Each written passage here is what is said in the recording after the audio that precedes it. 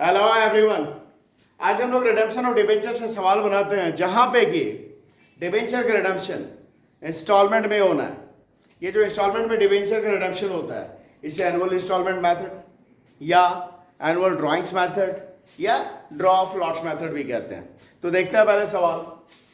On 1 April 2014 P limited issued 5,000 10% debentures of ₹100 each at a premium of 10%। 1 अप्रैल 2014 को P limited ने अपने 5,000 10% debenture ₹100 वाले issue किए 10% premium पे। Interest being payable in 2 half yearly installment on 30th September and 31st March। और इसमें जो ये जो डिबेंचर है इसमें जो इंटरेस्ट पे किया जाना था वो हाफ ईयरली पे किया जाना था 30 सितंबर को और 31 मार्च को हर एक साल। ठीक है। These debentures are to be redeemed in 3 years starting from 31st March 2020। In debentures का जो रिडेम्पशन है वो 3 वर्षों में होना था, जो कब से शुरू हो रहा था तो 31 मार्च 2020 से, मतलब इनका रिडेम्पशन 31 मार्च 2020 से शुरू हो गया।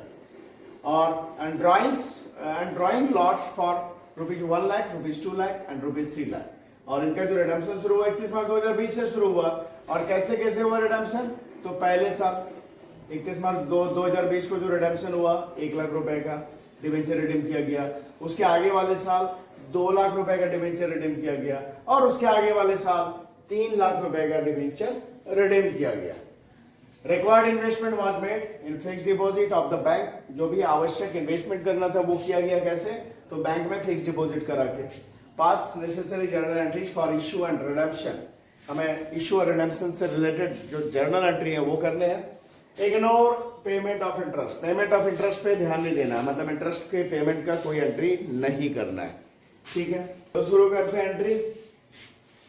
सबसे पहले 2014 में 1 अप्रैल को जो इशू किया गया डिबेंचर उसके लिए एंट्री।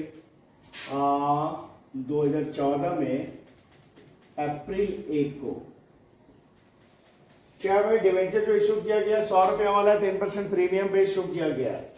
मतलब डिबेंचर पे पर डिबेंचर ₹100 नहीं 110 रुपए करके लेना है। ₹100 फेस वैल्यू और 10% प्रीमियम। 100 का 10% ₹10, मतलब 110। ठीक है, मिला करके 100 प्लस ₹10 प्रीमियम 110 हो गया। तो कितना पैसा आ जाएगा? बैंक अकाउंट डेबिट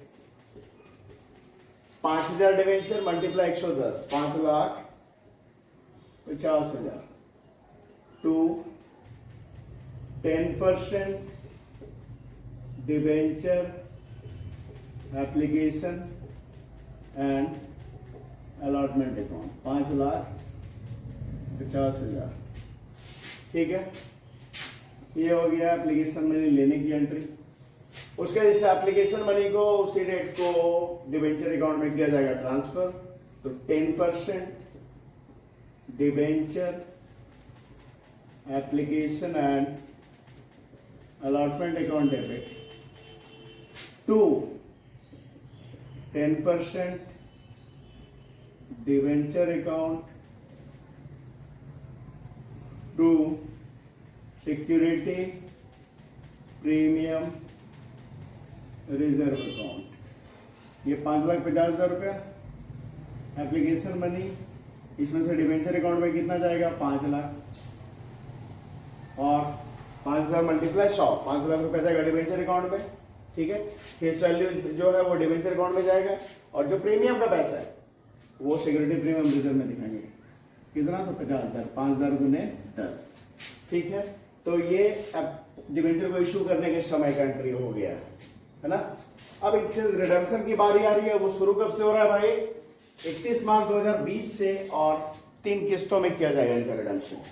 ठीक है, तो उसके पहले जो रिडेम्पशन होगा, ठीक है ना, तो रिडेम्पशन से पहले हमें 2019 में अप्रैल 30 को, मतलब जिस साल से डिबेंचर रिडेम्पशन शुरू हो रहा है उस साल के अप्रैल 30 को नेसेसरी इन्वेस्टमेंट कर देना। तो उस साल के अप्रैल 30 को तो कब होगा? वो अप्रैल 30 2019 में होगा, क्योंकि 31 मार्च 2020 से रिडेम्पशन शुरू हो रहा है। तो 31 मार्च 2020 का जो फाइनेंशियल ईयर है, जो ईयर एंडिंग 31 मार्च 2020 है, वो कब है? तो 2019-20 2019 के अप्रैल में जो साल शुरू होगा वही ना 31 मार्च 2020 को समाप्त होगा। तो ये फाइनेंशियल ईयर है। तो हमें उस फाइनेंशियल ईयर के अप्रैल 30 को इन्वेस्टमेंट करना है। तो इन्वेस्टमेंट करेंगे यहां पे debenture redemption investment account debit to bank account. कितना कितने से इन्वेस्टमेंट किया जाएगा? तो बताया मैंने पीछे के वीडियो में कि जितने के डिबेंचर रिडीम किए जाने हैं उसके फेस वैल्यू के 15% के बराबर से। ठीक है, तो यहां पे टोटल डिबेंचर कितने का रिडीम हो रहा है? हो रहा है 5 लाख का। लेकिन अगर इंस्टॉलमेंट में रिडेम्पशन हो रहा है उस स्थिति में पहला इंस्टॉलमेंट में जितने को डिबेंचर को रिडीम किया जा रहा है उसके फेस वैल्यू के 15% के बराबर इन्वेस्टमेंट किया जाएगा। ठीक है, तो अच्छा, ये जो इसके पहले का वीडियो मैंने डाला था वहां पे एक गलती हो गई है कि वहां भी इंस्टॉलमेंट में ही रिडीम किया गया डिबेंचर को। वहां पे क्या था, 30 लाख का डिबेंचर था इसके पीछे वाले वीडियो में, और उस 30 लाख के डिबेंचर पे 10-10 लाख का 3 किस्तों में रिडेम्पशन हुआ था। तो वहां पे मुझे जो है 10 लाख का 15%, पहला जो इंस्टॉलमेंट रिडीम हुआ 10 लाख, उस 10 लाख का 15% इन्वेस्टमेंट करना चाहिए था, पर 30 लाख का मैंने वहां पे इन्वेस्टमेंट, ये 15% इन्वेस्टमेंट कर दिया, तो वो वहां पे मिस्टेक हो गया। तो वो देख लेंगे आप लोग। वहां पे क्या है, जो पहला इंस्टॉलमेंट 10 लाख का है उस 10 लाख पे ही 15% यानी हमें 1.5 लाख रुपए का इन्वेस्टमेंट दिखाना चाहिए था, पर वहां पे 30 लाख का 15% यानी 4.5 लाख रुपए का इन्वेस्टमेंट दिखा दिया है। तो वो मिस्टेक हुआ वहां पे। तो उसे ही समझना है कि जब इंस्टॉलमेंट में डिबेंचर को रिडीम किया जा रहा है उस स्थिति में जो इन्वेस्टमेंट होगा वो पहला इंस्टॉलमेंट जो रिडीम हो रहा है उसके फेस वैल्यू के 15% के बराबर। तो पहला जो इंस्टॉलमेंट रिडीम हो रहा है कितने का हो रहा है? 1 लाख रुपए का। तो इस 1 लाख का 15% से इन्वेस्टमेंट किया जाएगा। तो 1 लाख का 15% 15,000।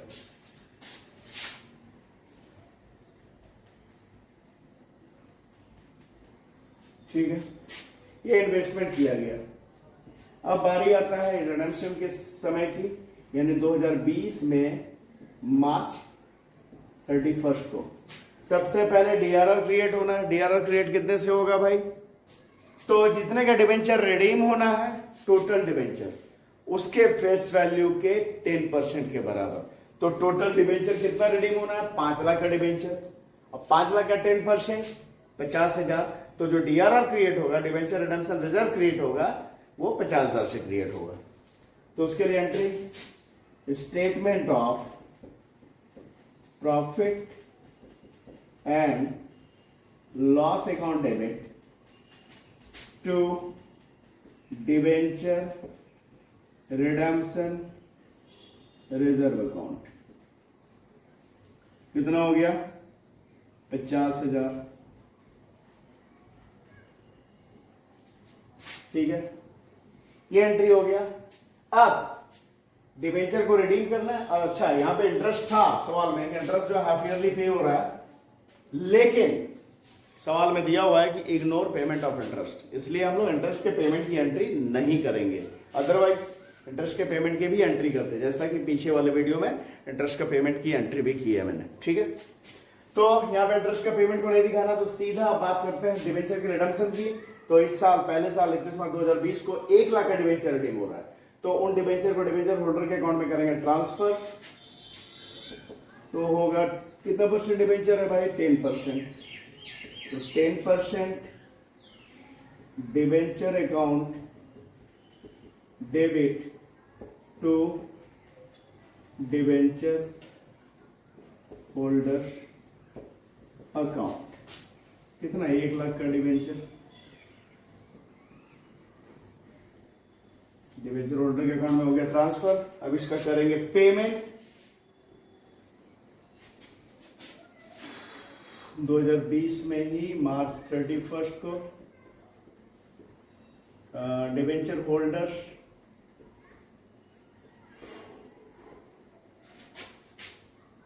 Account debit to bank account.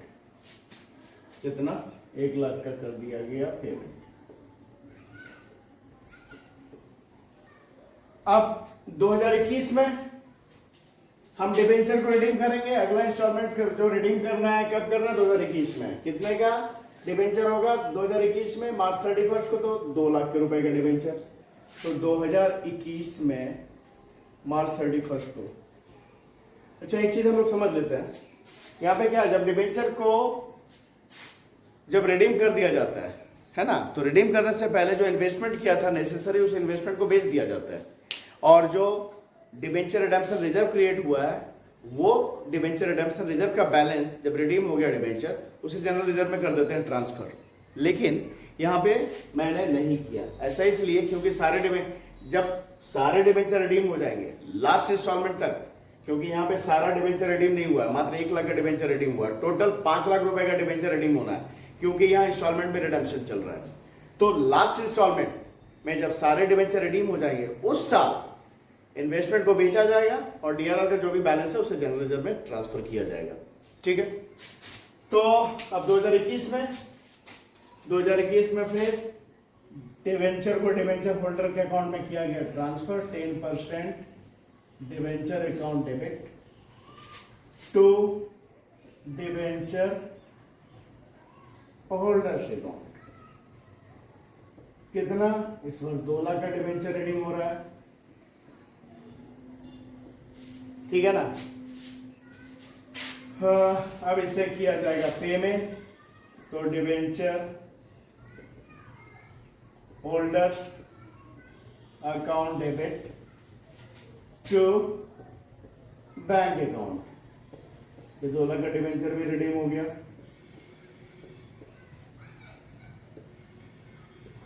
अब आते हैं फाइनल इंस्टॉलमेंट। तो यहां कितना डिबेंचर अब बच गया?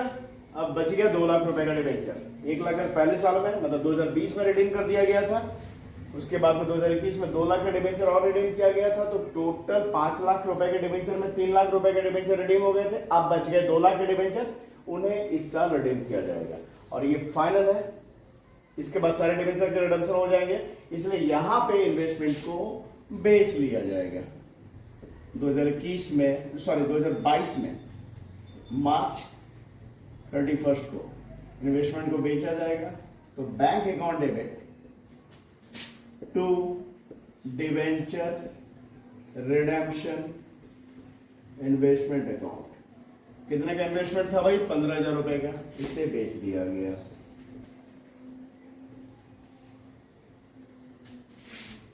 उसके बाद में अब डिवेंचर को डिवेंचर होल्डर के अकाउंट में करेंगे ट्रांसफर। तो 10% debenture account debit to debenture holders account. कितना? 2 लाख रुपए का डिवेंचर को डिवेंचर होल्डर के खाते में किया गया ट्रांसफर, और अब इसका कर दिया जाएगा पेमेंट। तो debenture holders account debit to bank account, ये 2 लाख रुपए का कर दिया गया पेमेंट। और फाइनली जो डिवेंचर रिडेम्पशन रिजर्व का बैलेंस है कितना? 50,000 से डीआरआर क्रिएट किया गया था, इससे ट्रांसफर किया जाएगा जनरल रिजर्व में। तो उसके लिए debenture redemption reserve account debit to general reserve account. कितना भाई? तो 50,000, इसे कर दिया गया डीआरआर में ट्रांसफर। तो ये हम लोगों ने एक एंट्री बनाया, जहां एक सवाल बनाया जहां पे कि डिवेंचर का रिडेम्पशन इंस्टॉलमेंट में होना था। तो इस वीडियो में इतना ही। अगर वीडियो पसंद आया तो इसे लाइक कीजिए, चैनल को सब्सक्राइब कीजिए। Thank you.